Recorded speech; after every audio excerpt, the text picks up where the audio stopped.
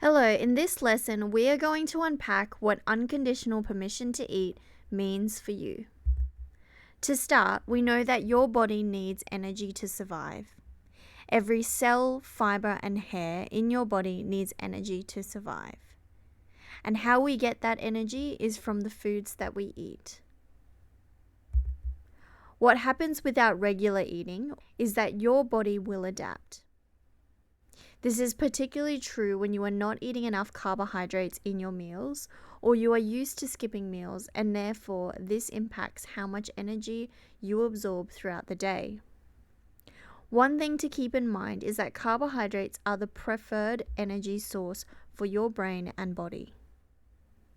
After eating carbohydrates, this gets turned into a type of sugar called glucose. Why glucose is so important is because it is the only fuel source for the brain. This means that no proteins, fats, vitamins, or minerals can keep the brain functioning. This is also why it is monitored so closely by our body, to keep us alive. So carbohydrates are essential to every organ in your body, and without a steady supply or enough carbohydrates, this results in physical consequences. A good way to explain these physical consequences is if you imagine a fireplace going in a house. Without bringing wood from outside, you may start to break down and gather wood from the structure and framework of the house to keep the fire going. This can happen where the body adapts to disordered eating, and so not having enough carbohydrates puts you at risk of breaking down your own lean muscle mass to keep the fire going. This is an essential way for your body to keep providing energy to your brain. Over time, this affects your metabolism and impairs the functioning of your muscles. This means that you can experience fatigue, muscle weakness, and changes to your heart function and digestive capacity. To prevent this from happening, this is why it is crucial to increase self-awareness around how you experience and respond to your hunger signals. Noticing the subtle signs of hunger can help you to build a deeper connection to your body and self-trust around food. By ignoring or suppressing your hunger, this can lead to an inability to recognize the subtle signs of hunger as your hunger signals begin to fade. What can also happen is changes to your brain chemicals and a heightened digestive capacity when you do start eating. In order to reduce this habit and improve disordered eating, we may need to try strategies linked to biological reconditioning. This biological reconditioning includes practicing attunement and eating because conditional permission leads to deprivation, which can trigger disordered eating behaviors. Accepting that there are no good or bad foods, letting go of any food rules or hierarchies for health, and embracing food neutrality or all foods fit can help to remove the fear, pain, guilt, or shame around food. Conditional permission can sound like, I eat ice cream when I go out, but I cannot keep it in the house. I eat chocolate, but it has to be dark chocolate and only 4 squares. Yeah, I eat dessert, but I make sure it's healthy like yogurt or fruit. I've been giving myself permission to have pizza, but I never have more than 2 slices. In all these examples, there are conditions that work to limit, restrict, or deprive. So if your permission around food sounds like, I'm allowed to have XYZ food, but then this may not be truly giving yourself unconditional permission to eat. Let's dive into food neutrality. And so what does this mean? Well, food neutrality means that there are no good or bad foods. This means that all foods have the same moral value. So no foods are technically unhealthy.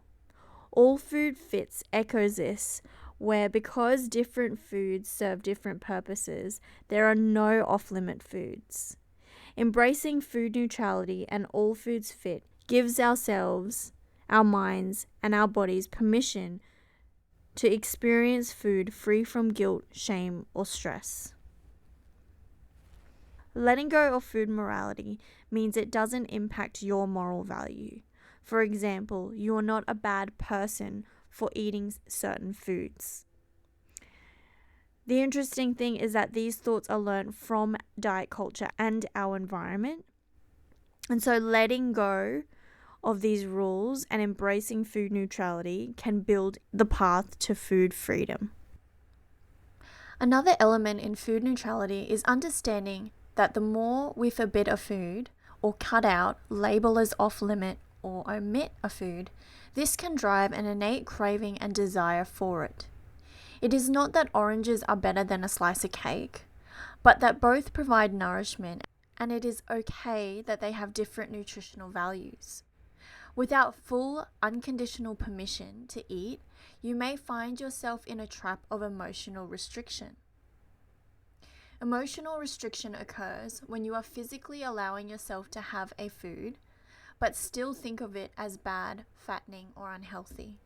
So even if you are eating the foods you genuinely feel like, it may lead to a sense of shame that interferes with your ability to have a peaceful relationship with food. And so in reality, you are not what you eat. Practicing unconditional permission to eat all foods helps to remove the power from food. To practice attunement and honoring your needs, this means responding to your body's need for energy. How we do this is by creating predictability in your schedule, to set aside time to eat, in the foods that you have available, so skipping meals isn't so easy, or by having someone to check in with you to keep you accountable and share meal times with you for safety. Attunement can also come from practicing listening to your body. Once you master this, eating is no longer a battleground of willpower. The novelty of certain foods will wear off and diminish, and all of this will develop your self-trust around food. The other crucial part of having unconditional permission to eat is being able to eat without penance. True freedom is eating without negotiation of compensatory consequences or actions, punishment, rigidity, judgment, or self-blame. This is because you and your body deserve to eat and live the life you deserve. To bring this all together, the three core components of giving yourself unconditional permission to eat include honoring your hunger, letting go of food rules, and aligning your food choices. And so, ultimately, giving yourself permission to eat means to give yourself the freedom to eat what pleases your palate and as much as you need to satisfy your body without judgment or compensating for it later through restriction or exercise. Thank you so much for listening to this lesson. I have activities that you can start putting into practice from this module's guidebook. And remember to please like, subscribe, or share this video with others who may find it helpful.